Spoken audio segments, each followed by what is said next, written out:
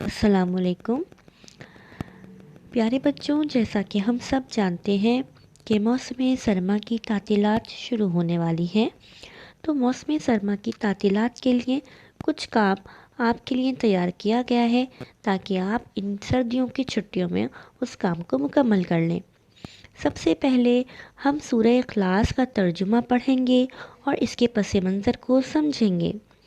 ترجمہ: آپ کہہ دیجئے کہ اللہ ایک ہے، اللہ بے نیاز ہے، اس سے کوئی اولاد نہیں اور نہ وہ کسی کی اولاد ہے اور اس کے برابر کوئی نہیں ہے۔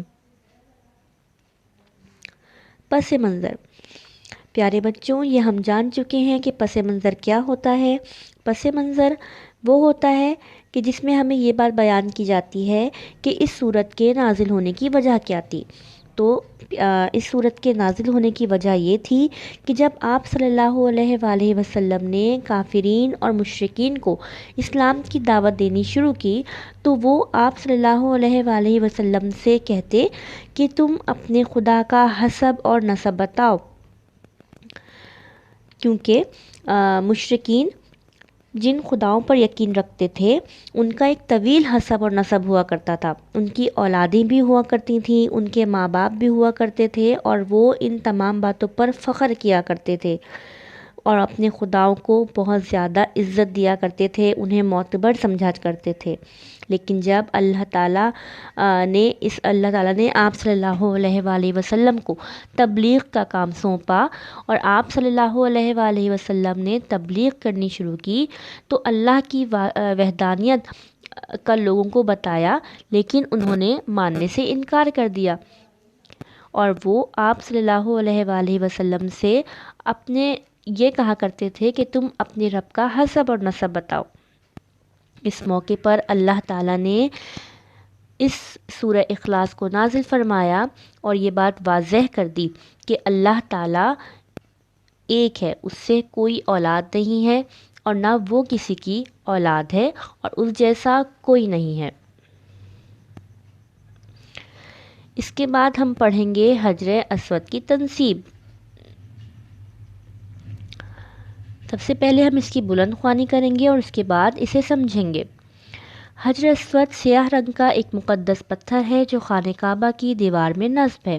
حضور اکرم صلی اللہ علیہ وآلہ وسلم کے زمانے میں خانہ کعبہ کی نئے سرے سے تعمیر کی ضرورت پیش آئی۔ اس وقت ہر قبیلے کا سردار یہ چاہتا تھا کہ حجر اسود کو اس کے اصل مقام پر وہ رکھے۔ اس بات پر نوبت جھگڑے اور لڑائی تک پہنچ گئی۔ مسئلہ حل کرنے کے لیے یہ طے پایا کہ اگلے دن جو شخص سب سے پہلے مسجد حرام میں داخل ہو اس کا فیصلہ مان لیا جائے گا۔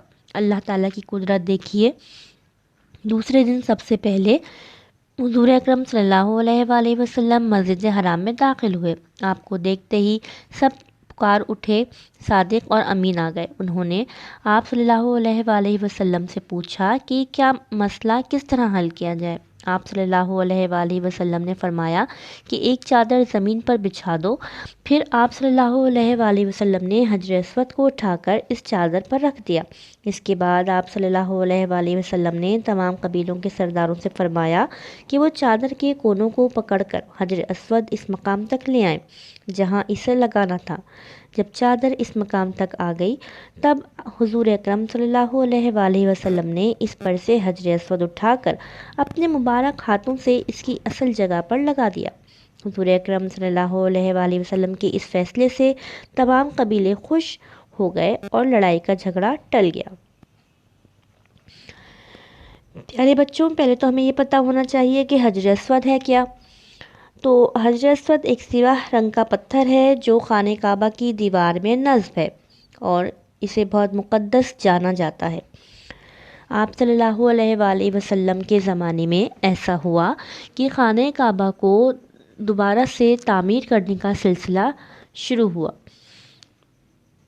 اور پھر اس حجر اسود کو لگانے کا کام جب آیا تو تمام قبیلے اس بات پر جھگڑا کر رہے تھے کہ اس مقدس پتھر کو اس کے اصل مقام تک وہ لگائے، لیکن کیونکہ کوئی اس بات پہ رضامند ہو ہی نہیں رہا تھا، کوئی کسی کی بات ماننے کے لیے تیار ہی نہیں تھا، لہٰذا یہ طے پایا کہ جو کل صبح سب سے پہلے مسجد حرام میں داخل ہوگا وہ یہ فیصلہ کرے گا کہ کیا کرنا ہے۔ اور ایسا ہوا کہ جب دوسری صبح کو سب جمع ہوئے تو آپ صلی اللہ علیہ وسلم مسجد حرام میں داخل ہوئے، اور آپ صلی اللہ علیہ وسلم کو دیکھ کر سب بہت خوش ہوئے، کیونکہ سب جانتے تھے کہ آپ صلی اللہ علیہ وسلم صادق اور امین ہیں۔ آپ صلی اللہ علیہ وسلم جو ہیں وہ ہر فیصلہ سچائی پر مبنی ہی کریں گے۔ لہٰذا جب آپ صلی اللہ علیہ وسلم نے تمام حالات کو دیکھا تو انہوں نے ایک طریقہ نکالا اور کہا کہ ایک چادر بچھائی جائے اور اس کے اوپر حجر اسود کو رکھا جائے، اور تمام قبیلے اس چادر کے کونوں کو پکڑ لیں اور خانہ کعبہ کے اصل مقام اور وہاں حجر اسود کے اصل مقام تک اس کو لے کر آیا جائے جہاں پر اسے نصب کرنا ہے۔ اور سرداروں نے ایسا ہی کیا۔ تمام قبیلے کے سرداروں نے اس چادر کے کونوں کو پکڑا اور اس حجر اسود کے مقام تک لے آئے، اور پھر آپ صلی اللہ علیہ وسلم نے اپنے مبارک ہاتھوں سے اسے اس کی جگہ پر نصب کر دیا۔ اس طریقے سے لڑائی بھی نہیں ہوئی اور تمام سرداروں نے اس میں اپنا حصہ بھی ڈال لیا۔ اب جو کام آپ کو دیا جا رہا ہے اسے اپنی اسلامیت کی کاپی میں لکھیں اور مکمل کریں۔ شکریہ۔